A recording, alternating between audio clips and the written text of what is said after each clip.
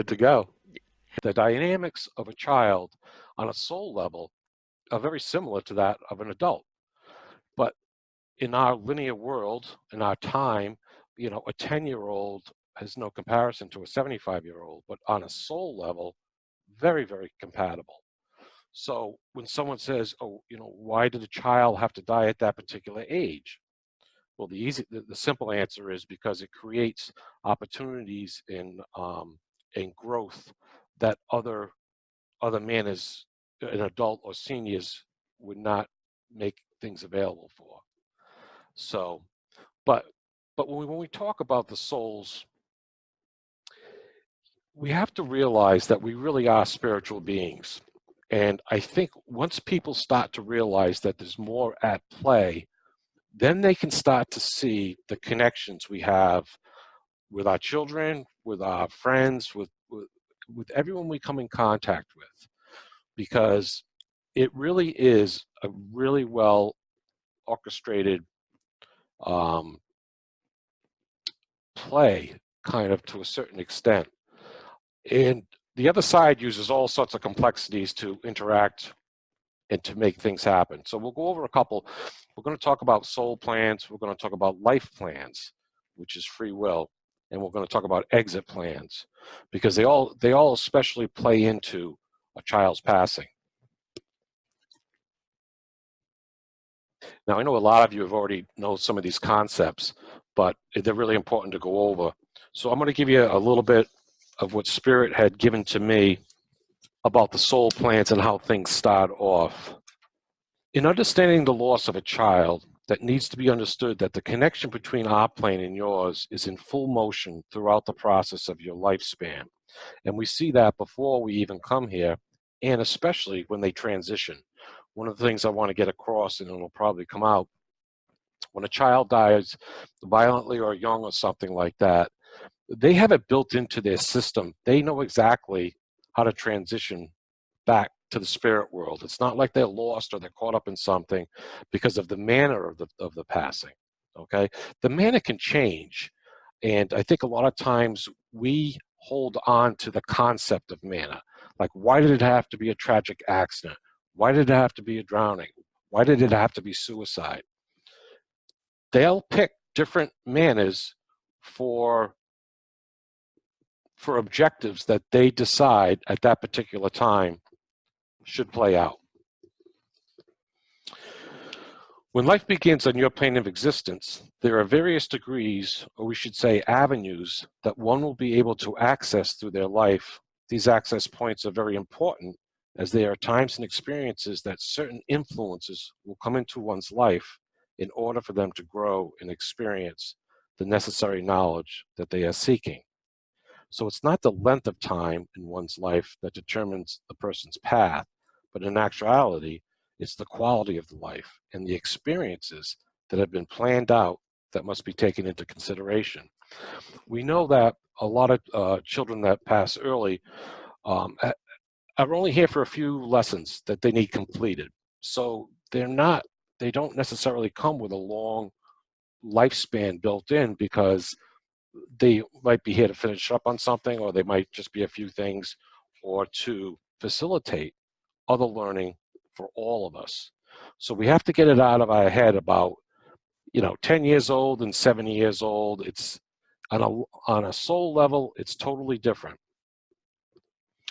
While some believe that certain tragedies can cut short a person's life and deny them experiences and love that they would have been involved in if they had continued to live on your plane of existence, in actuality, some of these tragic events occur as situations play out in order for the individual to learn and grow from such situations. They are more involved in their transition than we can actually even conceive. One of the great things I learned in here is, and we'll talk about guilt, is that even though parents might have helped bring the child into this world, when it comes time for their transition, they don't have any control over it. Okay, even if they are part of that transition. So a lot of the guilt that some parents may have, we're going to learn that you need to release that, because You were not in on that. You were not in on that decision at that level. An individual may be involved in such a situation as the primary member who has gone ahead of others in enabling others to learn and grow from their experiences at other times. And at other times, an individual may be in an observational situation to witness such an event and to learn and grow and experience the outcome of that particular event for their own growth. So there are multiple players in each situation.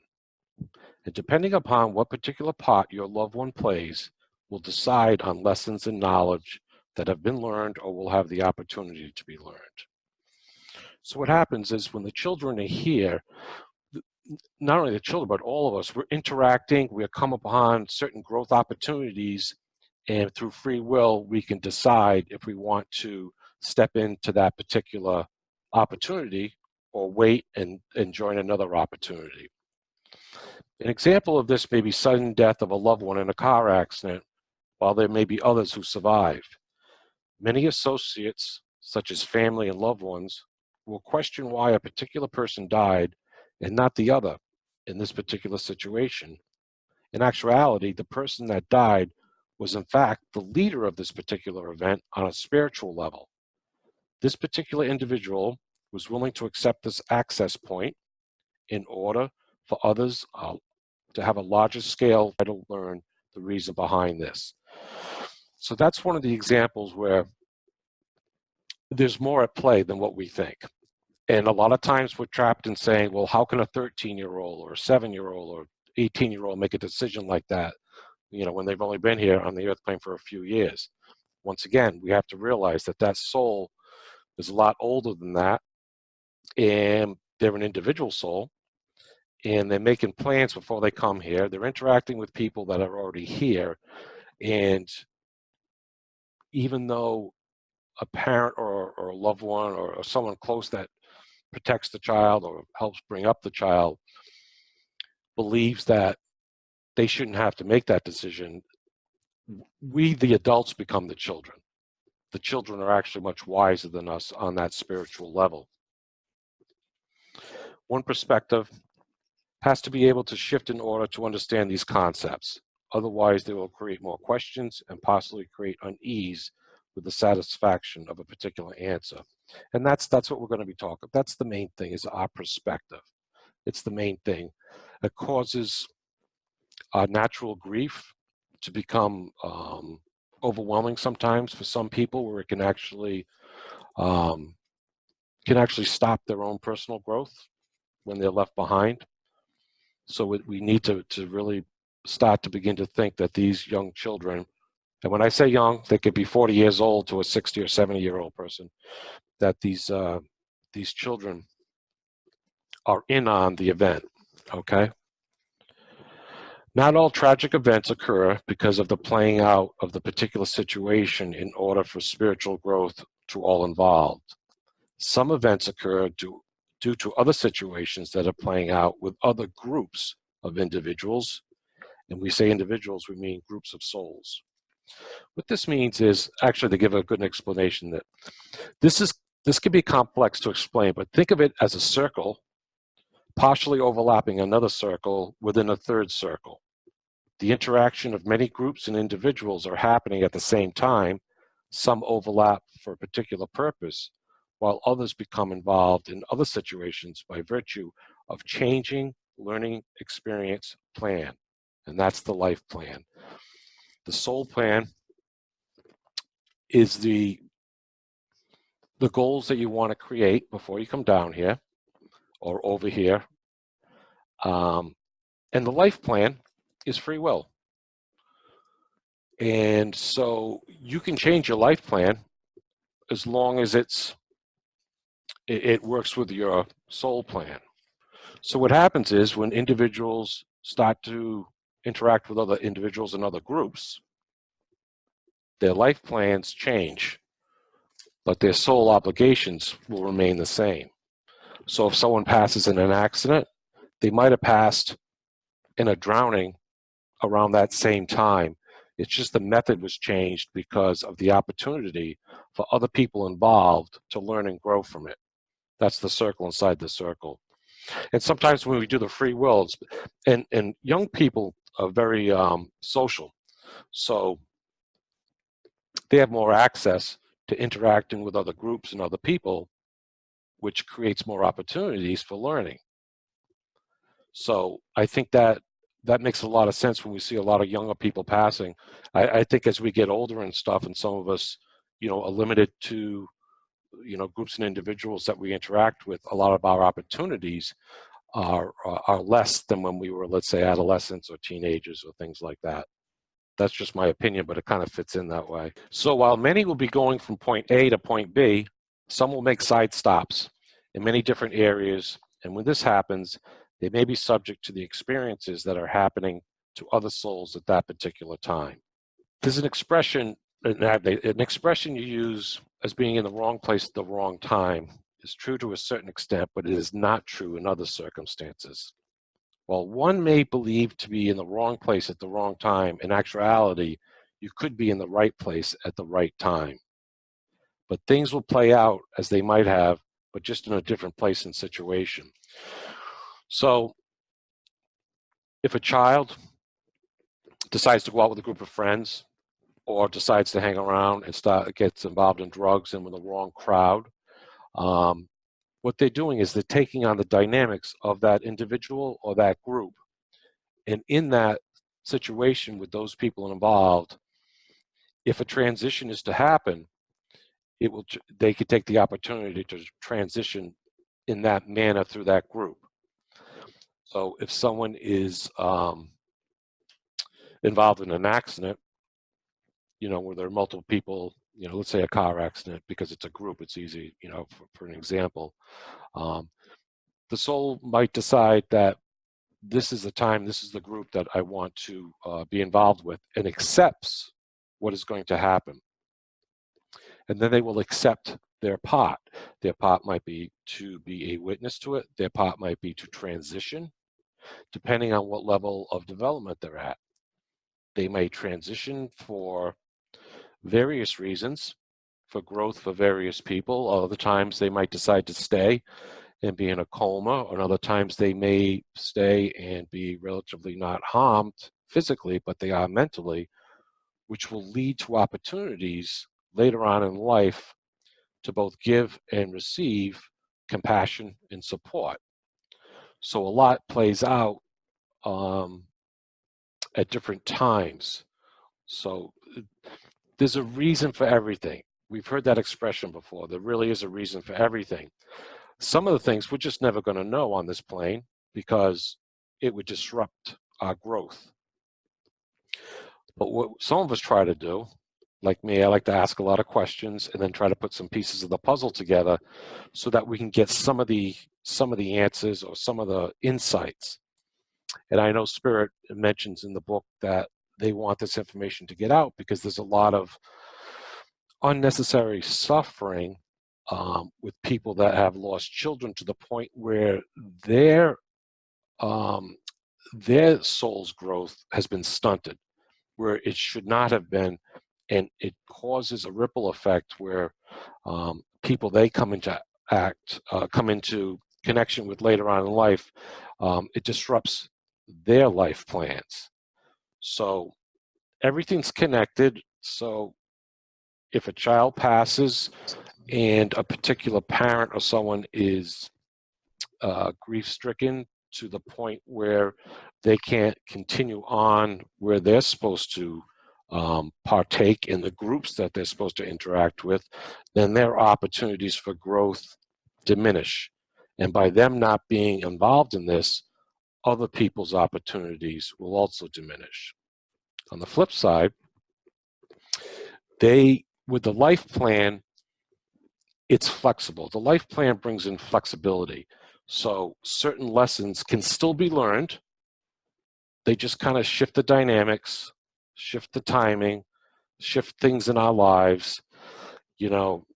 We zig, they zag, and it can kind of it can still play out the way it's supposed to be. We can still reach our soul goals, and it doesn't have to be missed opportunities.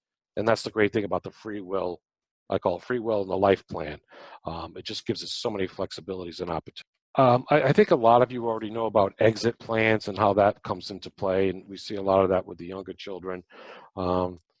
Exit plans are built into our soul plan, and let me give you the exact how they put it. Their opportunities, certain exit points are created before one comes to the earth plane.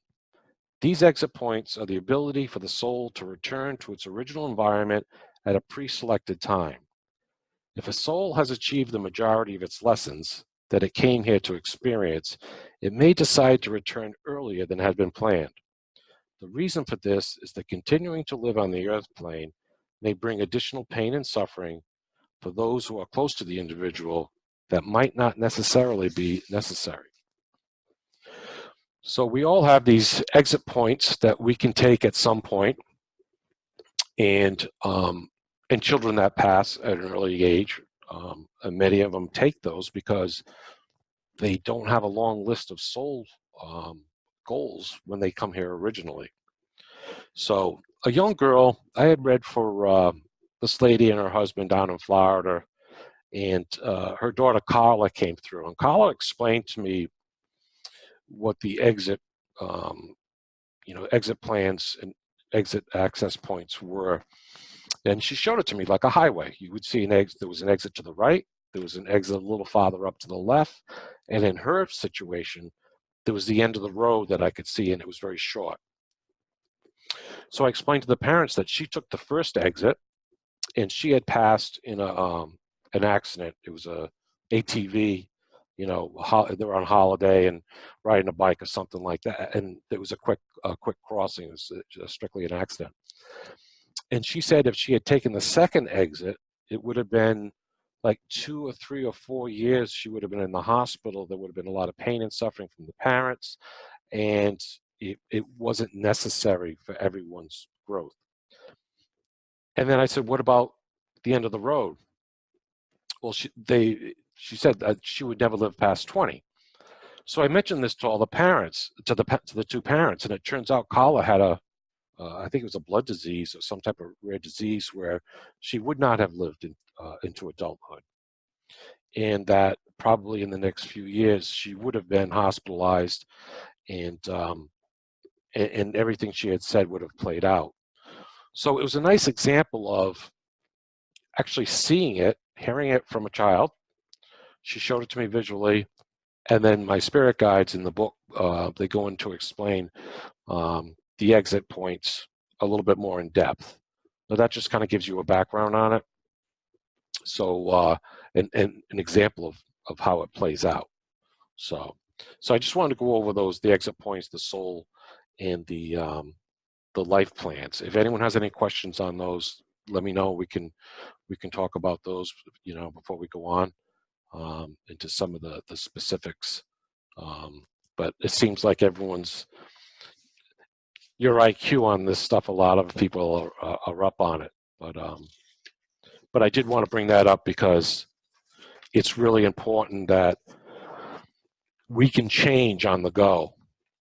And being, youngsters, and then, like I said, they're being social, that they're involved in a lot of different groups and opportunities to help others learn as well as to help themselves learn. As for many parents who have a child transition that way, I experienced some very deep grief. And part of that healing process, of course, is what has led me to groups like this. However, one of the things that, since we're talking about soul plans and life plans, do you have any thoughts or ideas about why suicide is becoming more and more and more prevalent with regard particularly to children leaving, although certainly adults continue to leave that way as well? Is there something about kind of that experience in the reality that we're currently experiencing that makes that a common exit plan? Or on the converse side of that, many people say that, well, suicide really is, a mistake of sorts, that it's an out that we maybe weren't intended to take. Do Right. you have any thoughts about that? Yeah. Yeah. Suicide is not pre-planned. It's not even. It's not even really in a life plan choice. It's more of a breakdown between the soul and the human contact when someone gets overwhelmed. Um, it's a really good point. So I want to bring up some of the stuff. I want to read some of the stuff on suicide because it's really important. Um, and I think with children these days, I think their access to more information um, it could add to the fact that they are overwhelmed and they get confused. There are times when the interaction between the soul and other groups of souls may hinder the growth of that individual. The opportunities for growth may be overbearing to the extent that the soul is not able to handle the situation. These are the times when the soul may become confused as to its purpose. When the soul becomes confused at a soul level, it can cause dramatic changes in not only the life plan, but also on the larger soul plan. Oftentimes, people will not be able to continue on the earth plane under these circumstances. We see this play out as the act of suicide. The intention from coming to the earth plane were well and good, but the playing out of life lessons, the soul is overwhelmed by the challenges that they may have taken on. And we see that with adults. You know, a lot of times people say, oh man, I bit off more than I could chew in this life, you know, and it's just that they're overwhelmed. And I think children have less tools to deal with it than us as adults. Not knowing how to deal with this overwhelming challenge, the human individual takes over the entire process of decision making. Now, this is very important. The insights that the soul has will become blocked. The tools of the soul that are born to the earth plane are not able to be used. The human environment and conditions are the only source of reasoned decision making. Under these circumstances, the individual is not allowed to see the bigger picture because they have become shut off from their soul connection. It's like losing a radio contact with an individual and then that individual having to make decisions without knowing all the facts. And I see this in readings. A lot of times people, suicide will come through and they'll be like, you know, listen, mom, I didn't have the tools. I left my, want to use this expression, mom, I left my tools, my toolbox in the truck.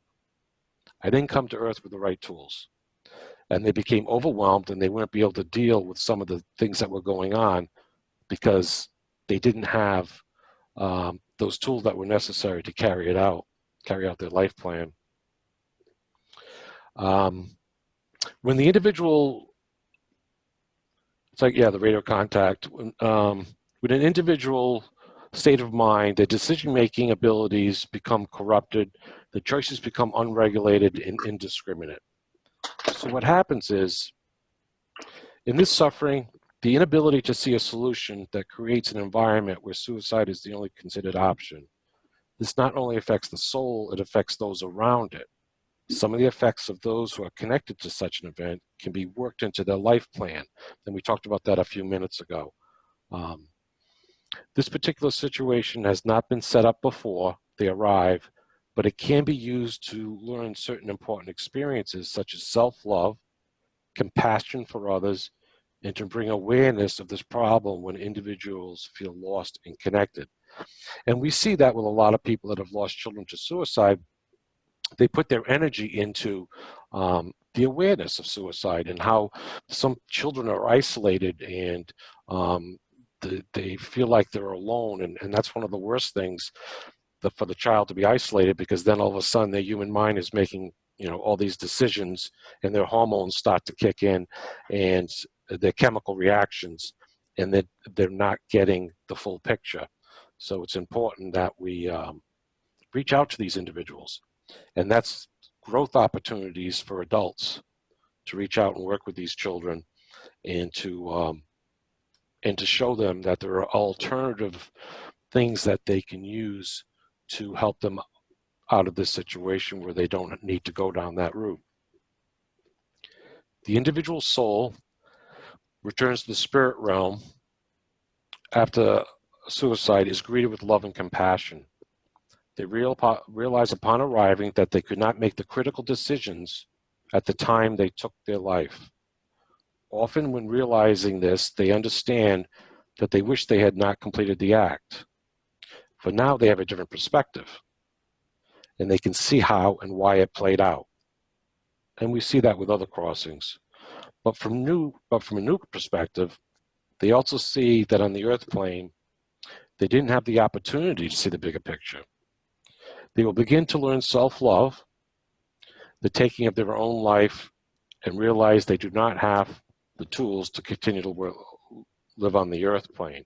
So they go through the whole process on the other side, and they understand why things happen.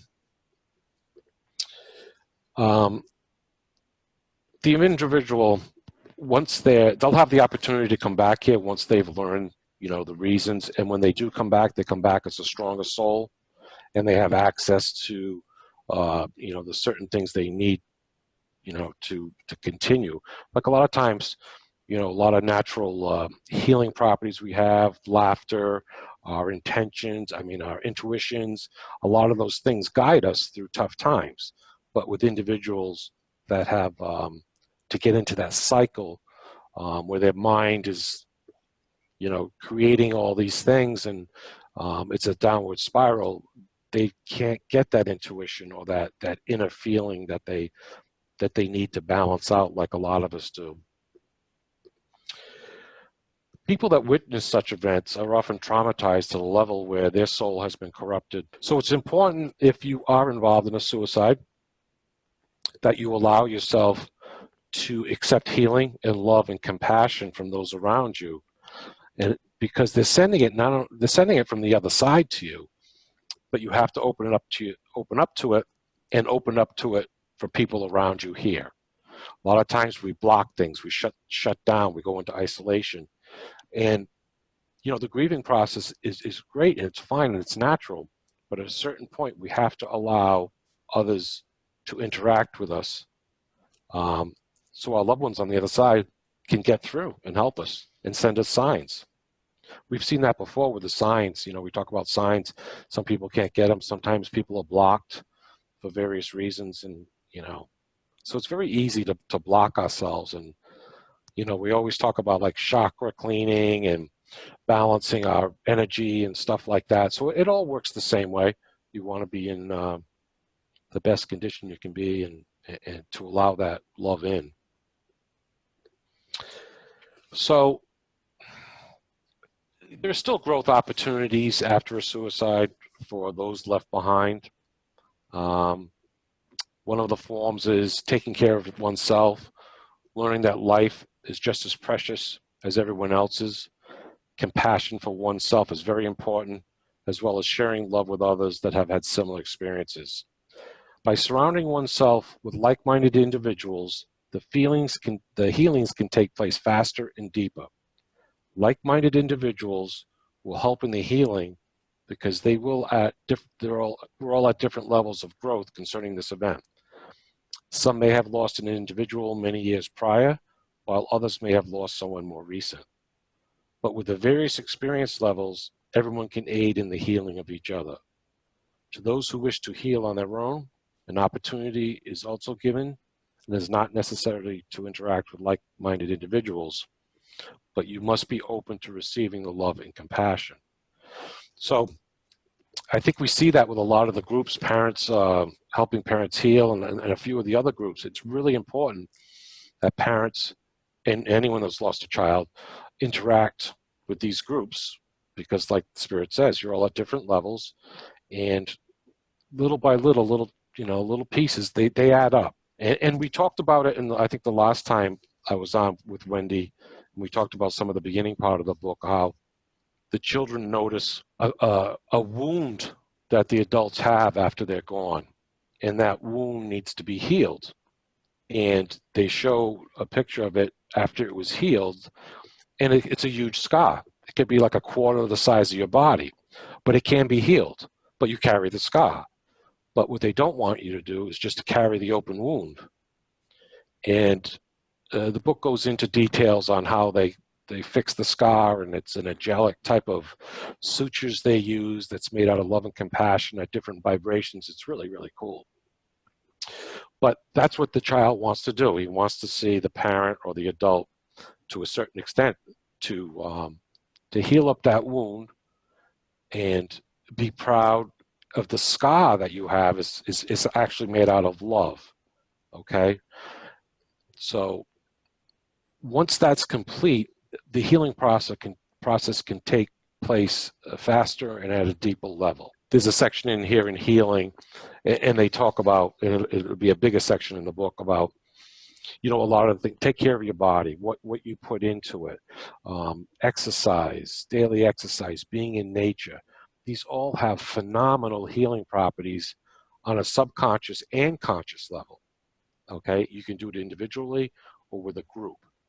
And because going through the grief process is affecting you physically.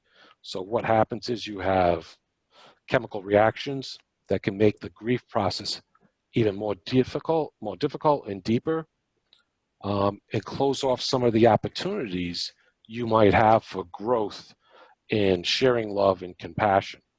So it's kind of complex, but it's kind of like, some of the old school techniques of, go for a walk and fresh air and be careful what you eat and stuff. And your physical body will start to feel better. And that in itself can help the grieving process.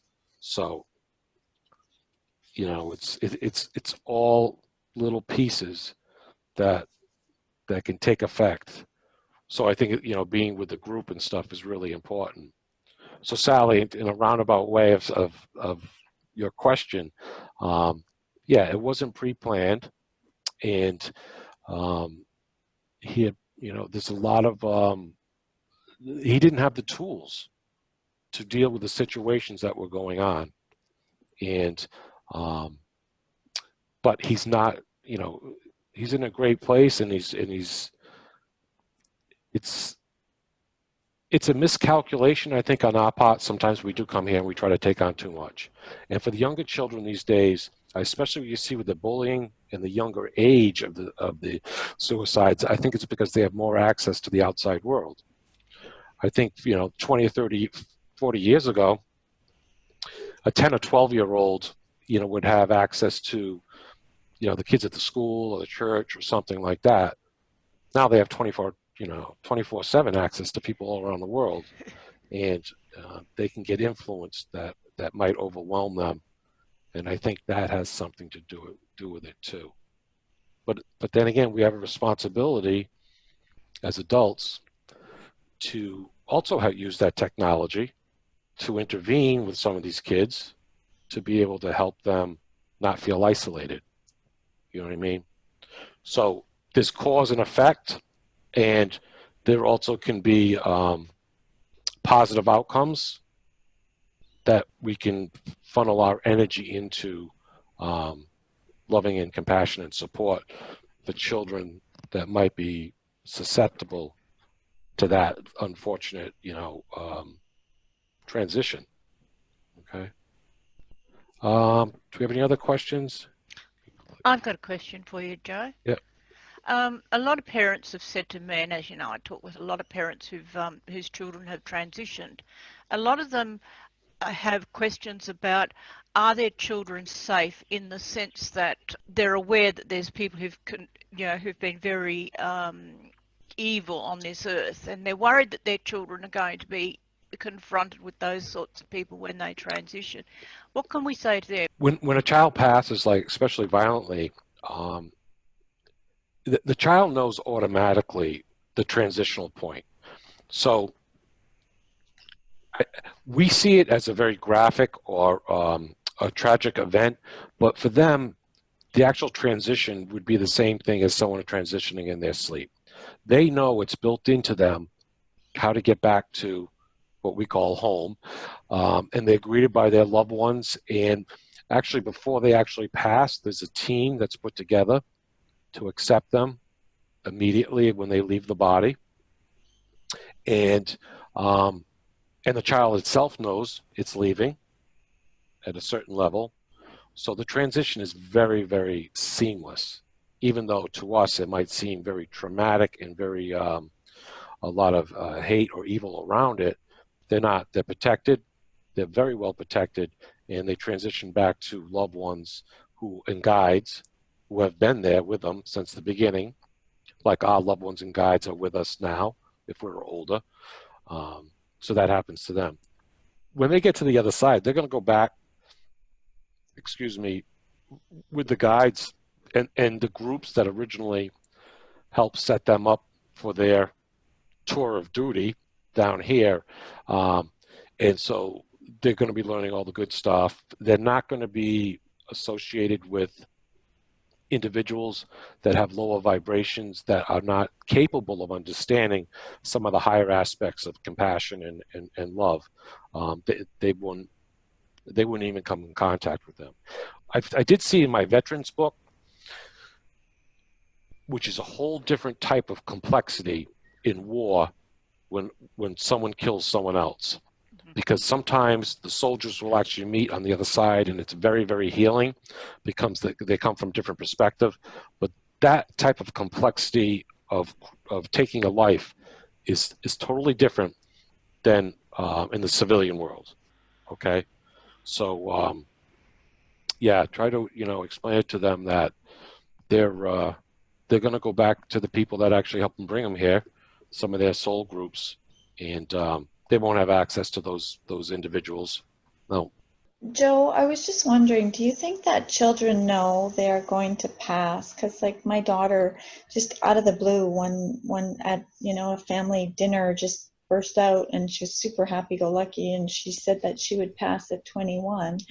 And then the other part is like I also wonder if they know when the time is coming near, because sometimes it felt like she was pushing me away, kind of like in a way that she didn't want to go.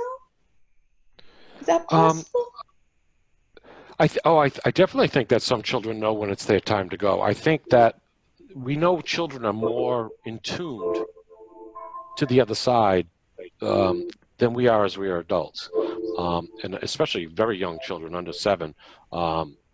To them, it's very natural, the instincts to the other side. But as we get older, a lot of times because of our daily life, we kind of shut those things down.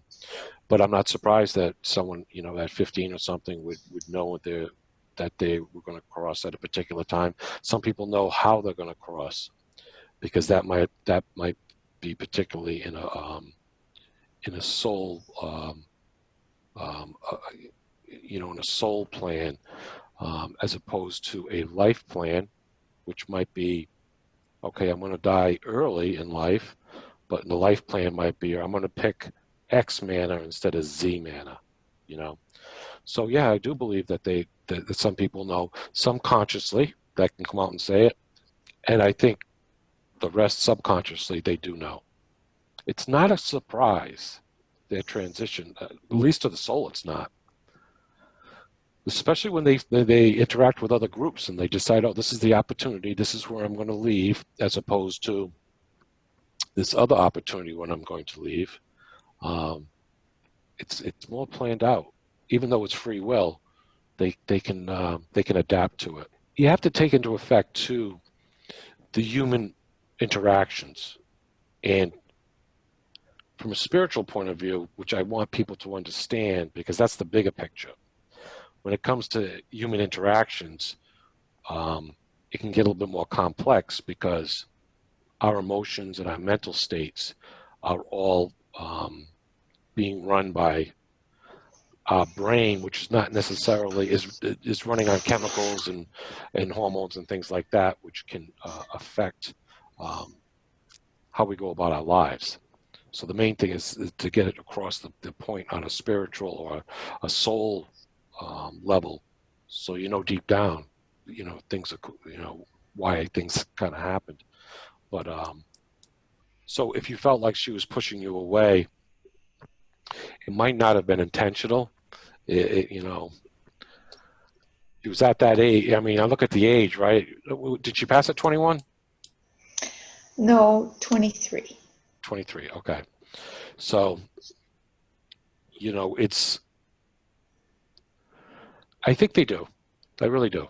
because, you know, we hear it all the time. Some people say, I know when I'm going to pass. And I think more people, you know, kids seem to be more conscious of it, but on a subconscious level, they know. They definitely know. And that's kind of blows my mind. It's amazing how all this works. It really is. And once people start to understand, all of us, why we're here, how we interact, and how we go back, it's like you'd be much more calmer. You'd be a lot less stress. You take a lot of guilt out of it. It's, you know, we take so much responsibility for things that we do not have control of. And one of the big things I learned, like I said before, parents do not have control over their children's passing. The child does. It's more at play. There is more at play. You know, a lot of their intuitions, a lot of their natural tools are being developed. And but it gets to a certain, but then when they're done, I don't want to put it this way, but when they're done with us, they have their own thing to do, you know? And but that's the part that we took on too.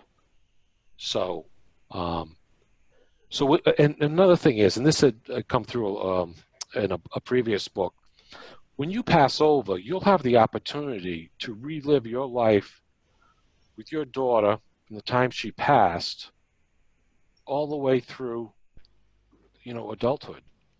You'll live every piece if you want, and you'll go through everything. You go through marriages, you know, grandchildren, you know, sicknesses, divorce, whatever. You can live that all the way through. So you're never going to miss that opportunity in life. It just plays out on a different plane and a different timeline. So you will still have that opportunity, and you will see them, and you'll be with them again, definitely. But right now, they're still here. They're here, and you still have responsibilities to them, which is another thing that's in the book. Just because they have passed over and transitioned, the parent-child connection is still there. The love is still there. So that you have a responsibility, and it goes both ways. So the child can feel when you are suffering, and they don't want to see mom suffer or dad suffer. So they hurt watching you. So they try to send signs and try to influence you with maybe a happy memory, anything to try to help you lift your spirits, no pun intended. So it's important that you realize they're still around. There's still a relationship with them. Physically, they're not here, but they are really, really, really here. They are. It's the big picture. I mean, it's amazing. I mean, it just kind of blows my mind every once in a while when I think about it. And it's just more acute when you think of it with children because they're younger and they don't have that whole lifespan like us. But if you pull off the, pull back the curtain, we're all these spiritual beings here doing our thing, and we're all interacting with each other. So it really doesn't, it's the quality of the person and the time you're with them. Go ahead, Karen. I have a question from someone who would prefer to be private. Can you ask Joe how he feels about abortion from the side of the fetus and the parents? Thank you. With an abortion, it can happen that at times the soul has not even entered the child's body yet. There can be a change. The child can actually make the change, saying, I don't wish to take on these obligations of this particular soul contract that I signed up for, and they back out before the birth. And the parents have at a certain level also signed up for that because it can create other learning opportunities for the parents later on. Once again, the child is the driver of that situation, okay? So that's a perfect example because you have a lot of people that have extreme guilt about that particular situation. But it wasn't meant to be. Sometimes the child comes through, is in is in the body and then leaves, and other times it hasn't even been in the body. So a lot of times, like I say, they decide they don't want to take that on with either that particular parent, the particular obligations for certain contracts, but that's how it plays out. It's not the parent is not, how do I put it? The parent is not stopping that individual soul from having a life experience. Works the other way. The child is the one. Okay, thank you, Joe. I really enjoyed your talk. I wanted to just let you know that when you said that, you know, people will experience their children when they cross over, they won't miss out on anything. That to me is so important, because I have found through my own spiritual journey that my grandparents actually lost a child, and he was stillborn. And one time they came to me and they were talking to me, because I see them in spirit and I communicate with them. And they showed me clips of his life that they had with him. Right. And they showed me him getting married. They showed me all of the different milestones and stages. And I was blown away, because I just thought that's so important for people to know. Especially It's people huge. that have great loss with children. That's fantastic. I mean, that just shows, you know, that's extremely important, because it's one of the biggest things people bring up. Yeah. And it could be so healing for people to know that even though they're not going to experience this, you know, their children's milestones in this life, they won't miss any of it in the bigger picture. Yeah. That was brought through to me from Carla, from an 11-year-old girl. That was another thing she brought through. But she also said too, and Carla, I could tell, was an old soul, because she's 11 years old and she used to wear a pink boa. And her mom said she used to love to wear pink because it was frilly and stuff like that. But she said, you know, you got to tell the parents that when they, you know, they relive the life, they got to go through all the terrible teens, and they got to go through all the other problems too. So Oh, she had a great no sense. shortcuts with that stuff.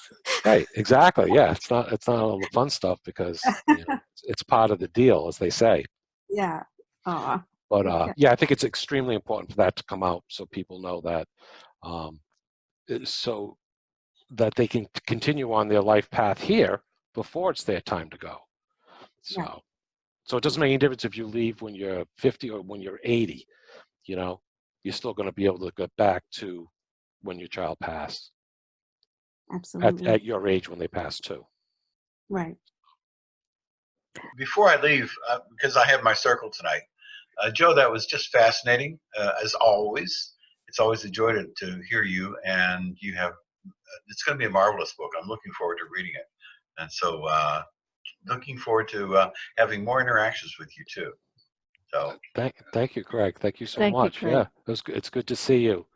I think this is the kind of book where people will take out certain parts of it that they resonate with, and I think that's great. And then they can set the book down and then maybe pick it up, you know, a year or two later or whenever, and other parts might make sense to them, because it's written for as many people as possible. And we all know that we all grieve at different stages, at different times, and so different parts for different people at different times. So I think it's going to be a comprehensive book. yep. And you know, even if you can just use one or two pieces out of it, I think, you know, Spirit's going to reach their goal of bringing some of this information through that can really, really allow people to continue on in their life and to create new opportunities for love and compassion, and not be isolated in their own grief to the point where their growth is stunted. Joe, when will the book be out? At this rate, it'll be out in 2025. No. The pre-order will be by Thanksgiving. You'll be able to pre-order on Amazon. So it'll be out in December, but you'll be able to pre-order it around, Thanksgiving in America, November, the end of November. That's very exciting. I think it's going to be a wonderful book, Joe. Just one question. Often people are really concerned about the last moments of a child's life, particularly if they die horrifically. And everything I've learned is that the soul can actually be extracted well before that, and they don't actually experience the pain of their passing. Any comments on that?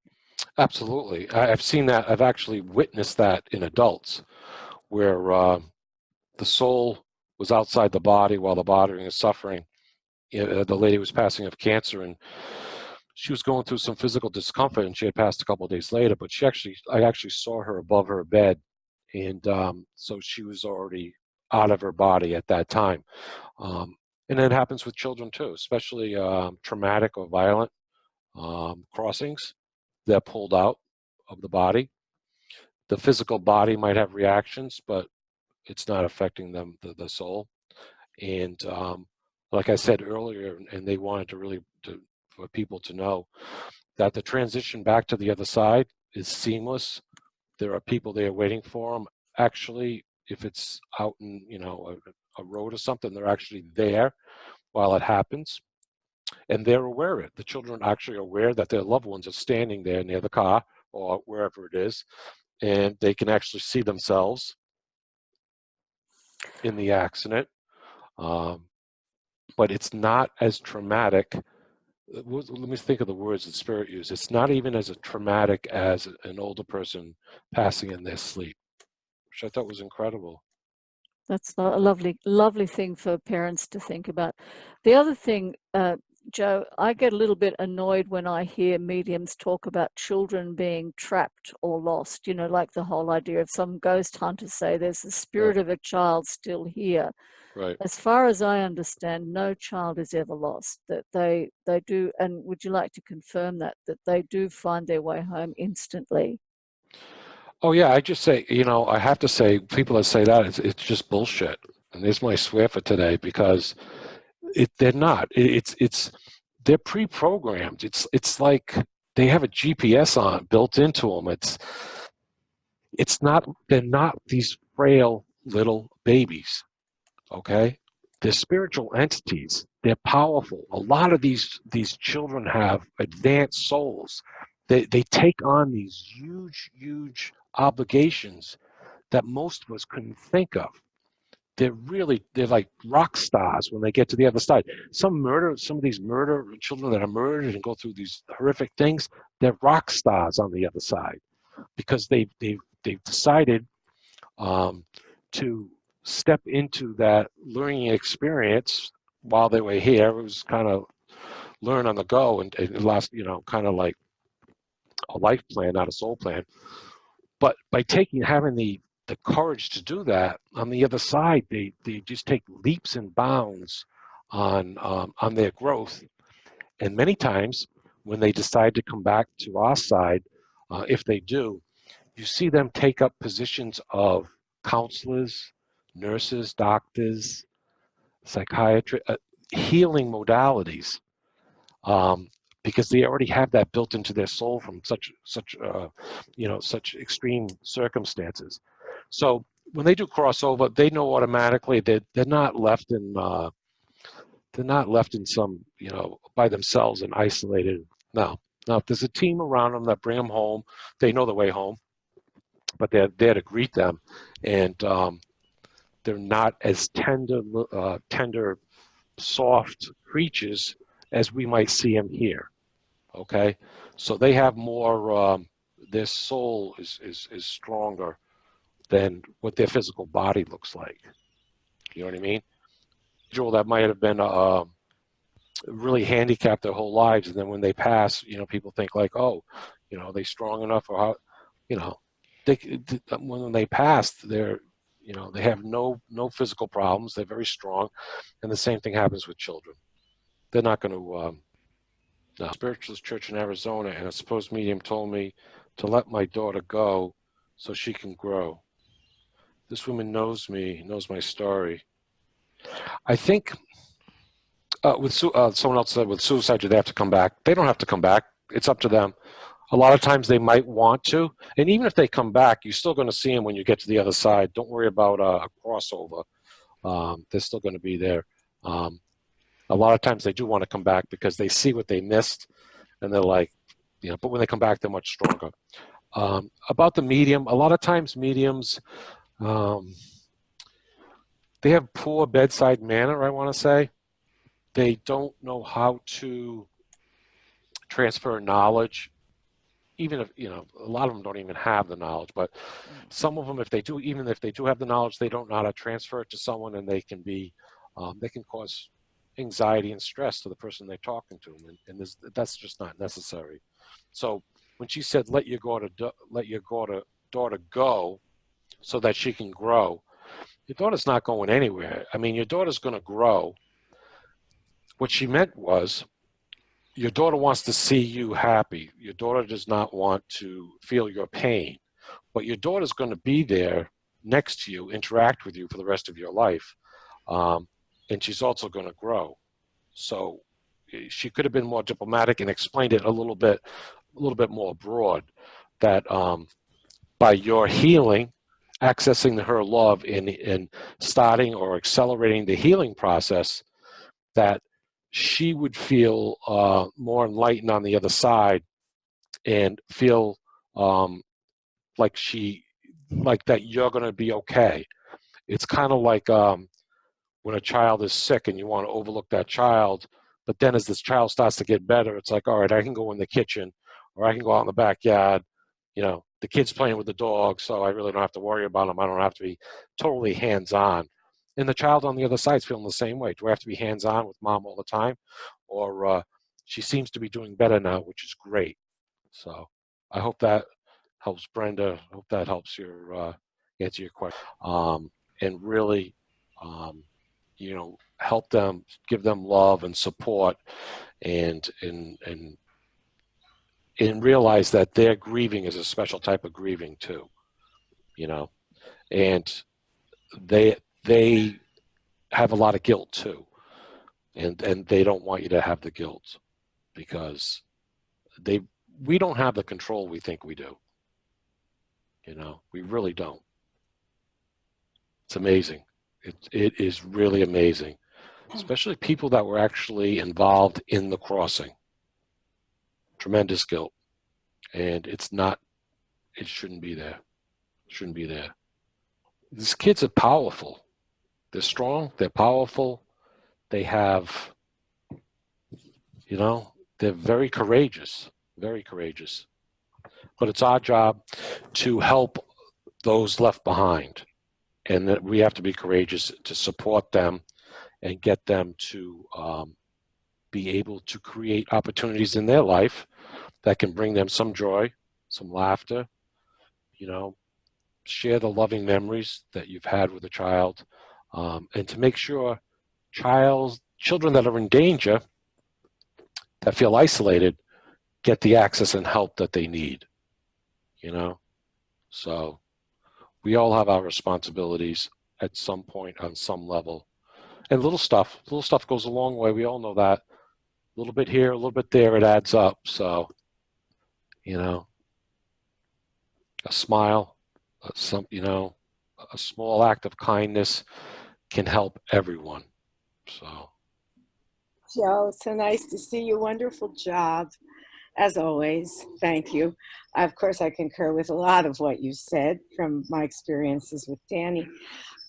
What I was going to say was that my son passed in 2008 from an accidental overdose, and I believe it was 2014 when I had the privilege of being in a materials seance with David Thompson of Australia. And Danny, I was so fortunate that Danny came through in direct voice. And he said, "Mom, I'm so sorry for my stupid mistake." And I said, "But sweetheart, I've forgiven you." And he said, "Yes, but I hurt so many people with my stupid decision." I think that is something that they do feel a lot of concern about, and definitely want to, he also came through to me directly once, and this is in my book, Lost and Found, where he said, if you want to lift me up, my new puppy's having a little insanity moment. If you want to lift me up, you have to lift yourself up, and then you lift us both up. But understand that if you can't get out of bed, how am I not to feel remorse? Like, good girl, Lily. Yeah, I think it's just really, you know, amazing how the connection never ends. And so naturally, when our children were here, if they were miserable, we as parents were pretty shook up. And in the same way, if they're happy now, we can at least rejoice in that. And if we work on lifting ourselves, we give them a leg up. That's right. We're still connected. We still love each other just as We're much. still connected. There's still that responsibility. So, Absolutely. right. So your responsibility is to take care of yourself so that your body can grieve the healthiest way possible, and that helps them. So that's true. part of the responsibility, and the kids teach us that. Yep. So it's and that's why it's important for like-minded people to stick together and get the information out and share this information, because even just one or two little tidbits can really help people. And that is so true, because in our society, we are the odd guy out. I mean, we are strange. You know, I don't talk as openly now out in the world about who I am and what I do as I did as a younger person, because I learned if people are not open, they are, you know, expose them, but then, you know, don't try to turn anybody around. There are people who just cannot get behind the afterlife. Right. And they, you know, and so that only is going to weaken your own sense of resolve. And that's why when we come together and we hear each other express our communications, it strengthens each of us, because we're a small group amongst the population. But we have a responsibility that we have to put the information out, and the people that are ready for it will accept it, and those that aren't, hopefully down the line they will. But we cannot be wallflowers or back off what we have to help others. That's part of our job, is to get out there and help others. And people that can't accept it, that's fine. That's just their level. But we have to help those that want to help. So exactly.